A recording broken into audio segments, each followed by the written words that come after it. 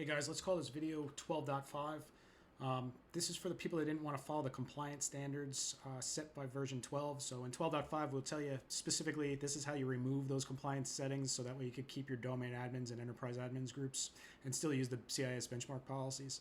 To do that, what you're going to do is you're going to drill down into your server 2019 computer policy, your Windows 10 and Windows 11 computer policies, and if you have your 22 server as well policies, you'll have to do that as well, or 2012 R2.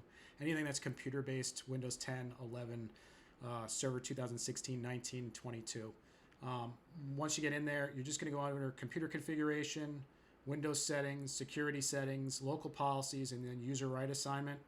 Find the things that have your add your domain admins or your add your enterprise, and literally just remove these and click OK. And do that for every single one of them. And that's how you remove the compliance aspect of the actual policy out of the policy. So you could use it on just your basic configuration without having to create your security groups.